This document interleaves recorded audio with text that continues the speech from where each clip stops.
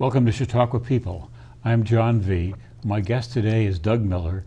He's a long-term Chautauquan who grew up in Steubenville, Ohio, started coming to Chautauqua as a preschool-age child, attended club, and had nearly every summer job available as a young person. After graduation from SUNY Purchase, he made documentaries, subsequently many for the History Channel and Discovery Channel when they produced according to their name. Lyons Press recently published his book titled The Greatest Escape, a true American Civil War adventure and an account of the February 1864 escape of 109 Union prisoners of war from the Richmond, Virginia Libby Prison for officers. Doug, how did you come upon this story? Well, I'm always looking for stories, because I'm a filmmaker and thinking, well, this should make a story. And I read in a history, I like history, I've always read history. Reading History magazine, I read an account of this escape. And I'm a Civil War guy, and I'm going, I never heard of this, I never heard this story, and it's an amazing story. I should get into this. It just would be fun to research, get more stories. And my wife was making a film in Richmond. She's a costume designer. And so we went to Richmond for a few months, and they have great libraries there, and they were helpful. And they kept finding more and more accounts. And so the more accounts I found, the more interested I became. So, it fed on each other, and that's how it really got rolling. Mm-hmm. What were your major sources of information? Well, all kinds of things. You had to just sort of sit down and think, where would these be? Because a lot of these accounts, people wrote books, right? And then years later, they wrote articles, they gave speeches, they wrote stuff in their hometown newspapers. These stories kept coming out for decades because this was such a big event when it happened. It was huge. It had all this publicity. And a key thing to the whole book is that this was an officer's prison, officers only. And to be an officer, you had to read and write well. You had to be able, that was your main way to communicate back then. If you couldn't write, you were, how are you going to tell anybody what to do? So these guys could write well, and then they decided after the war was over, my part in the great Yankee escape. And it was for many of them, the high point of their lives, the most exciting thing they had done. So these stories are very enthusiastic and interesting, How did you pull all this together? Well, it took a long time. I worked as a documentary filmmaker. That's the writing I did, and I was, also a producer director. But it took 2 decades at least. But I was doing it part time. Sometimes I wouldn't work on it at all. But it was also, I always have these projects because I'm a freelancer. When I'm not working, I'm working on that. Go to the beach. You start trying to get something else going. So it took me over 20 years. I had sort of a pause. I wasn't working, and so I just decided time to write it, and I started working on it. So a few years ago, when I started actually writing it. How were most of these prisoners taken by the Confederates? I think there's a picture of this. Yeah, I sort of make the point in the chapter that it happened all different ways. There's all kinds of ways to get captured. And that the soldiers, because back then there wasn't even a real mindset of what did it mean to even be captured. Nobody really had plans. So they all talk about being surprised, how surprised they were to be captured, and how they didn't, because they hadn't thought it through. They thought, well, I might get shot. They all had visions of that. Any soldier goes into combat, has that. Or I might be a coward, or what I mean. They don't think, I'll probably end up a POW. They don't think of that. So they're just sort of thrown into it. But they could be captured individually, sometimes in groups, all kinds of ways, How was their treatment as officer prisoners? Different than the treatment afforded them? It was awful. The only thing worse was to be a regular soldier prisoner. Those guys were even worse. They didn't even get a roof over their heads.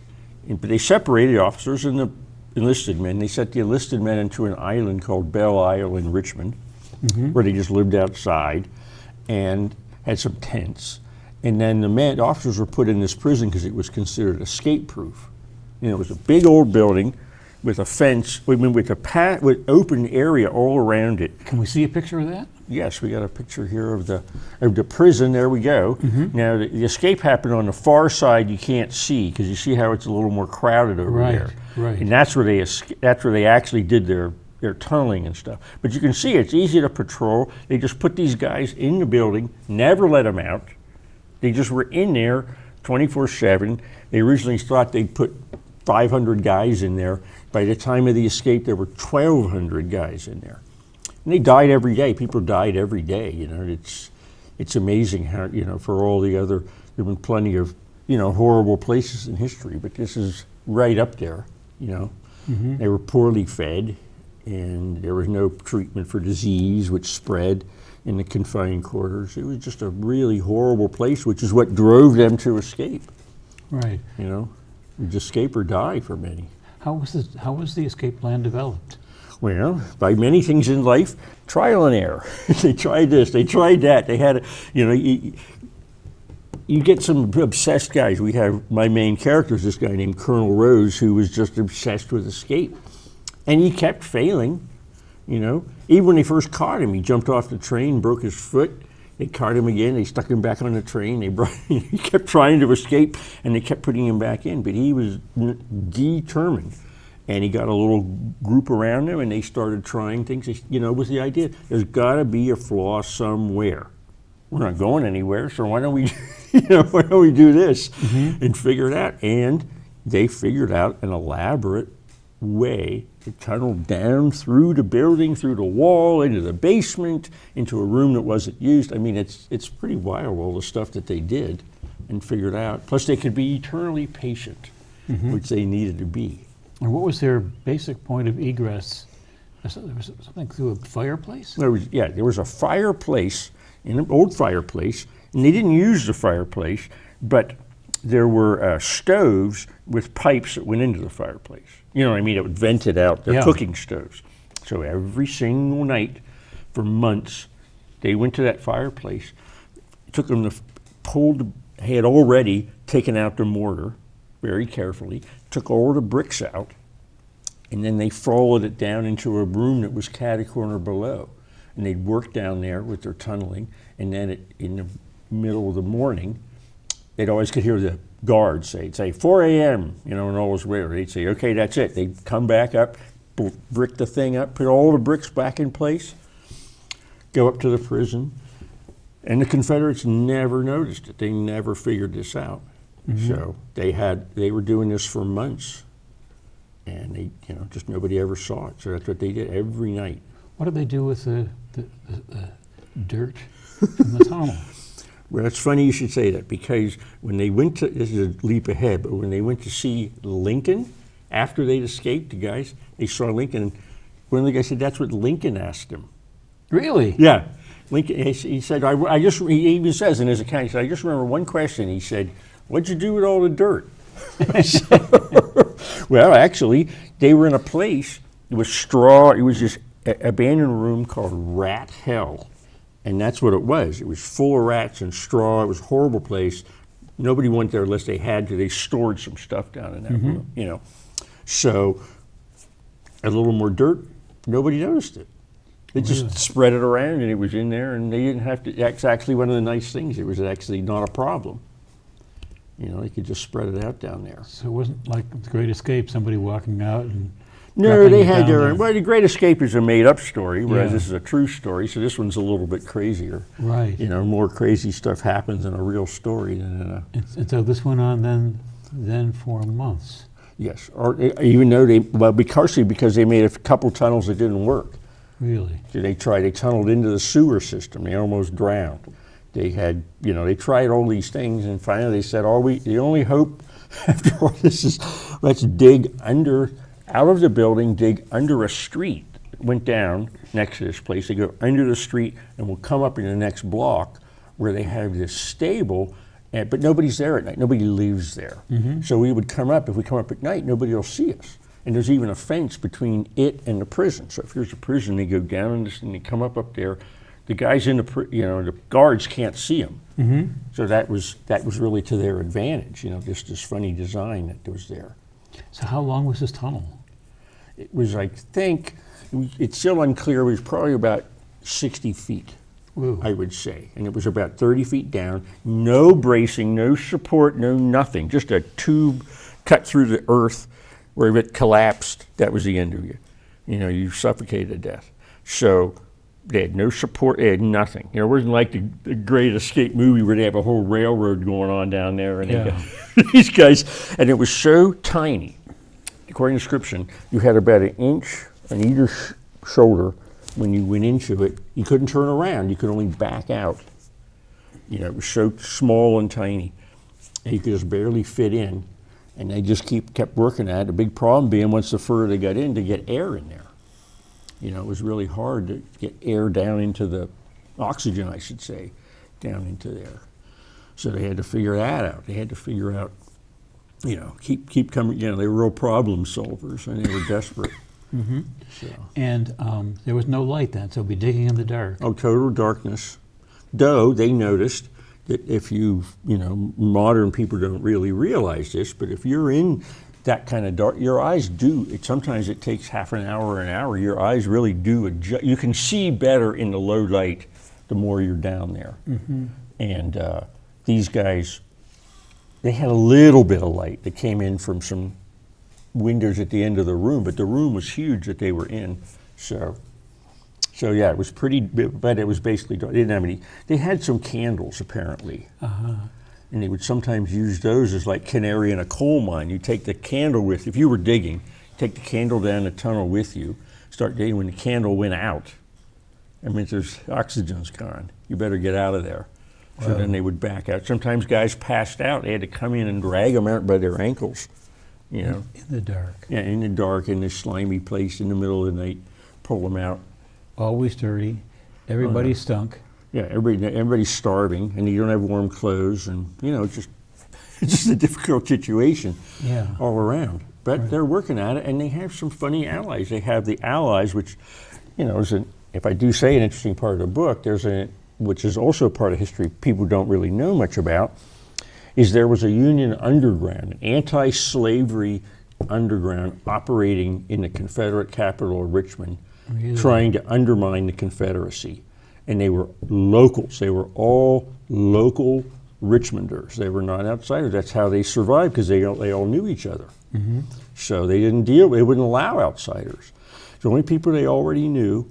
They were very effective.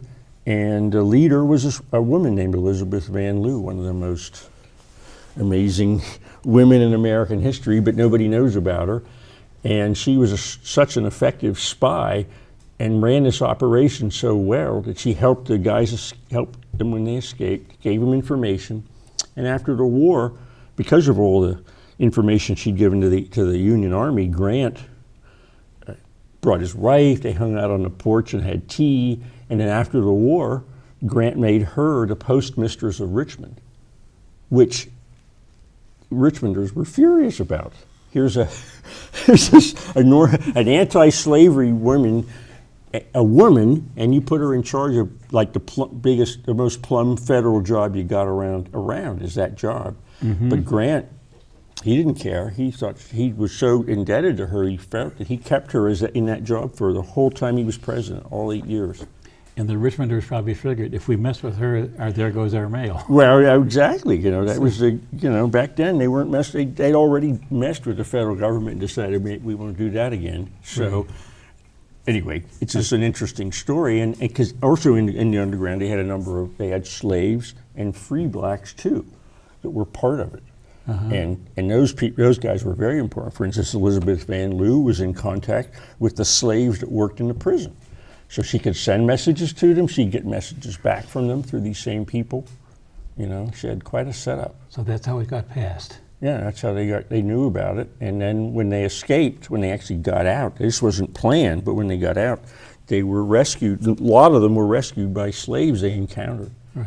Just how was the escape date determined? The escape date? Yeah. It was like, it's ready to go, let's go. Okay. So it was a terrible time of year. You know, we dug until got through, and then they had to have a debate about, do we go tonight? Because they got through at night, and they said, should we go right in the middle of the night? And they must have been a very difficult decision. They decided, well, let's go back to the prison and wait for tomorrow night, and then we can start earlier and get more people out. And they did that.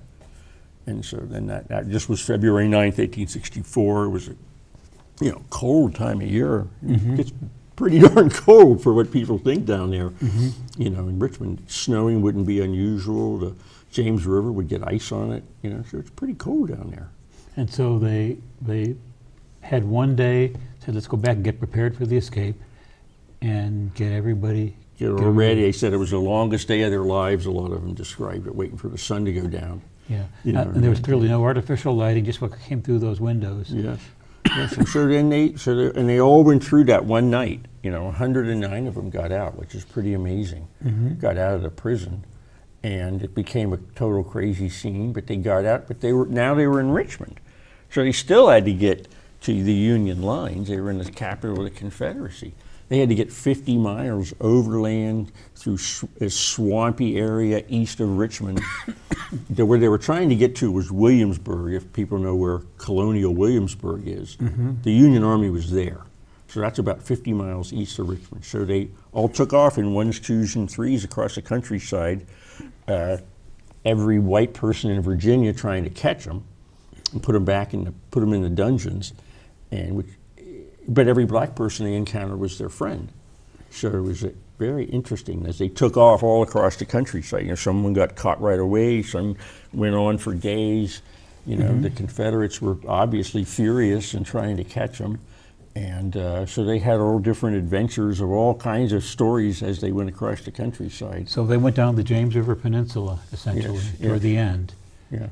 And then Confederates pursued throughout the whole time, But like I say, not only did they, there are many interesting things that happened that I was able to discover on this book from these encounters with slaves, which are pretty rare, in our literature. People actually encounter slaves that weren't filtered by the masters. They just walked up to this slave and said, "Can you help me?" And they would say, but the amazing part is they would say, "I'm a lost traveler. Can you give me a hand?" And they'd say, "Well, I don't want to." They'd say, "Go to the master. Go talk to the master. He'll help you out." And well, I don't want to do that. And they would say, "I bet you're one of those escaped Union prisoners." And the guy in almost every case would say, "I admit, I am." He goes, "Well, stay here. I'll be back." And they would disappear, come back with friends, with food, find them, show them how to get around, and send them on their way. And send them sometimes to the next house over. But what was interesting is that they had this knowledge network, so they'd heard about it. These were the slaves who had the knowledge network. Yeah, they were dozens of miles out of the city. Messages can't travel faster than foot. You know what I mean? But these people knew about it before the prisoners got there. Wow. They knew about the escape. In numerous instances, these slaves said, "Oh, I heard about the escape." I wonder if this was Elizabeth Lou's network. Yeah, could have easily been. Prepared the way for them. Yeah, it's tough. It would have been nice to have had some accounts from the slaves, but of course they were by law illiterate. They were not allowed to read and write. So even if they knew how to, they had to keep it hidden. So we don't have any accounts from the slaves, unfortunately. Yeah. And then after the war, the whole place collapsed, and everybody moved around, and so you know what I mean. If you were on a slave, a slave on a plantation, you went someplace else. Yeah, you weren't sticking around. Yeah, you weren't going to hang, and so you would go where opportunities might be better. Right. So now, did this account of this Libby prison escape become part of American culture for a while? Oh, geez, it was huge. Yeah, it was huge. People really covered it. It was sort of a heroic event, right? In the war, he's plucking luck. These guys had stood up and, given it to the Confederates and had done this thing. And interesting, right before they escaped, there was a Confederate general named Morgan who had escaped from the north and came south. And was lauded. Everybody was super excited that this guy Morgan had escaped. He even went to Libby to visit, see what another prison was like. Well, then this escape happened, and it eclipsed his. It was much bigger.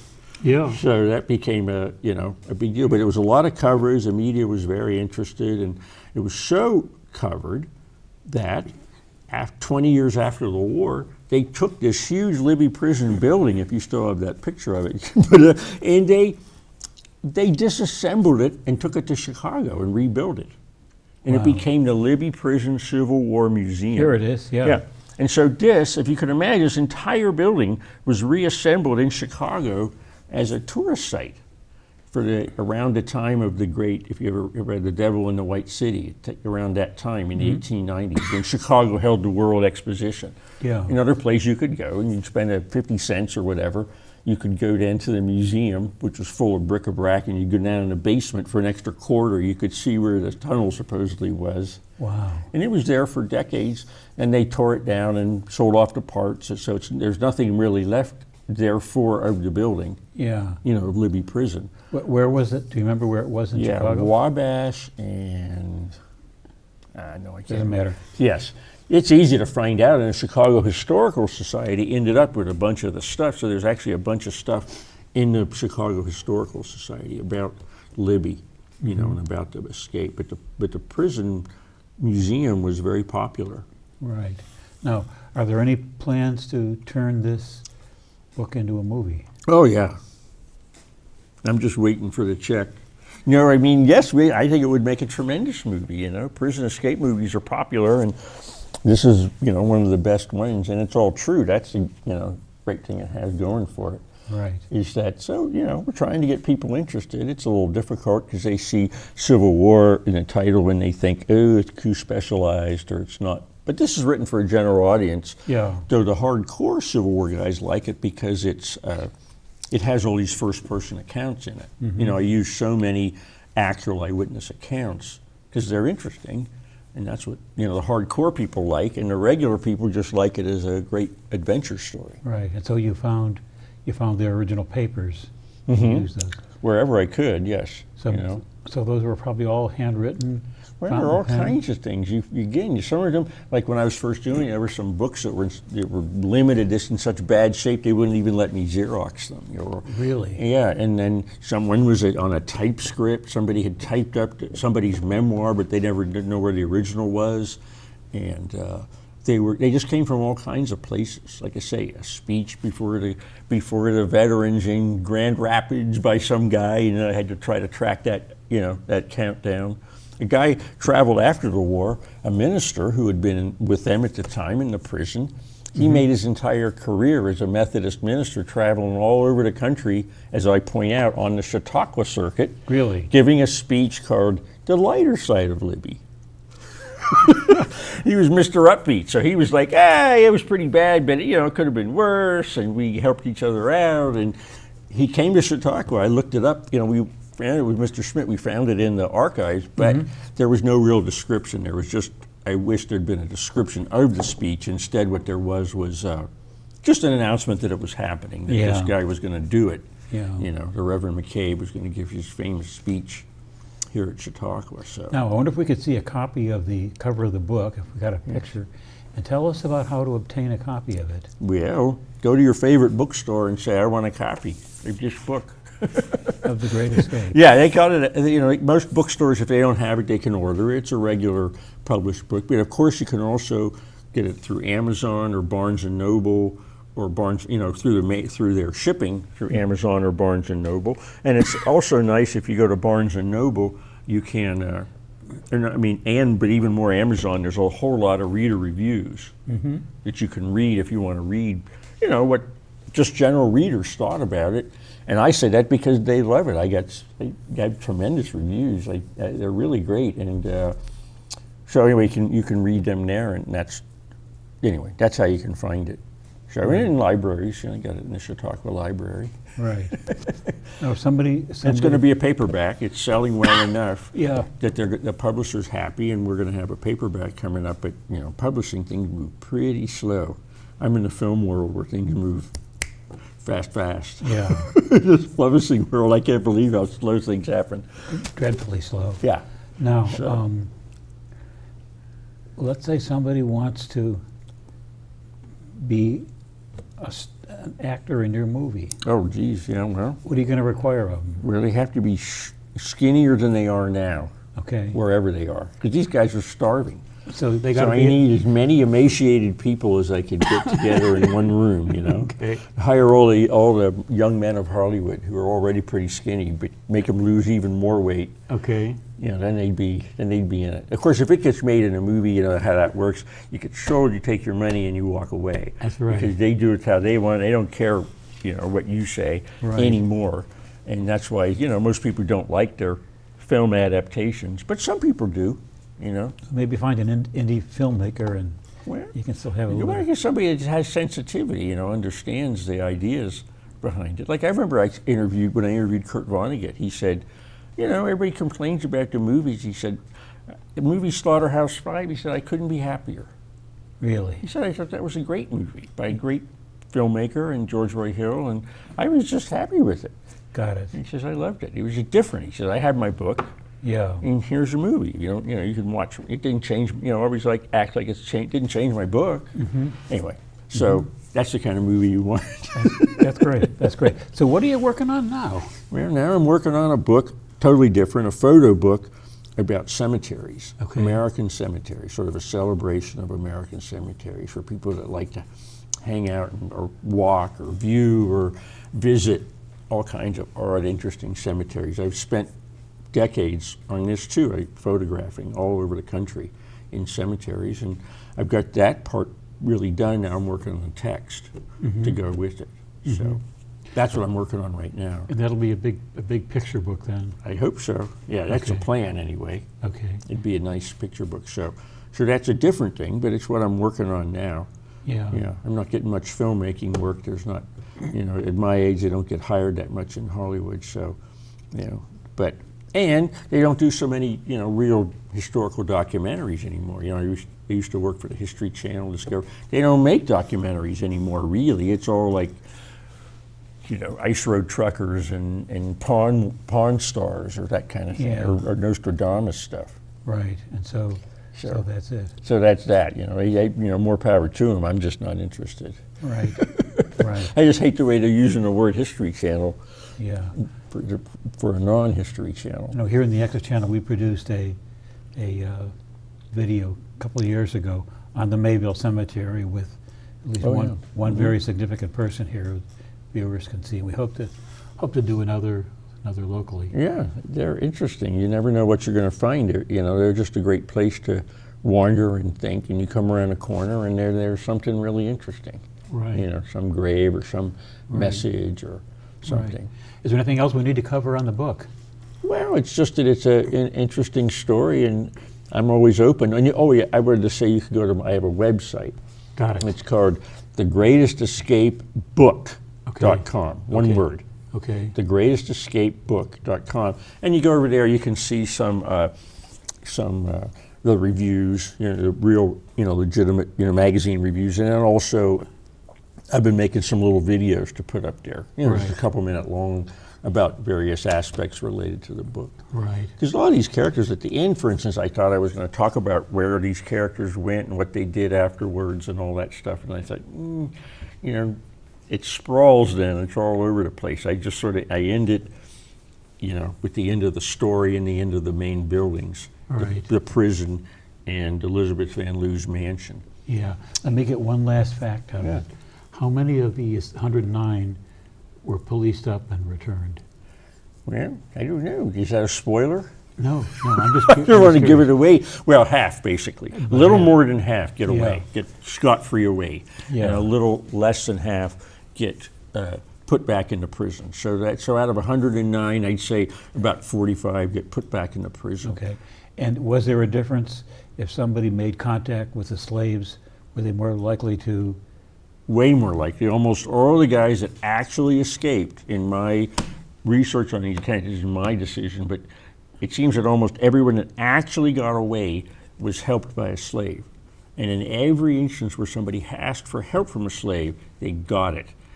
And these slaves are risking their lives to do this. And just on a whim, they go, okay, yeah, I'll help you out. I might get hung for it, but you know, I want to help out the war. As he said, these slaves were very aware of what was going on. You know, he said they'd say things to them like, you know, if we win the war, you won't be a slave anymore. And they were basically, yeah, fine, we got it.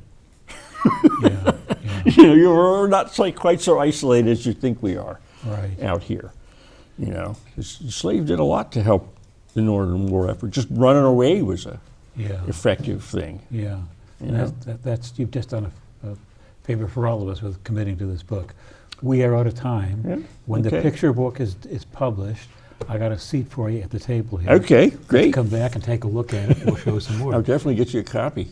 Thank you so very much for coming. Yes, sir. Thank you. Righto. Bye-bye.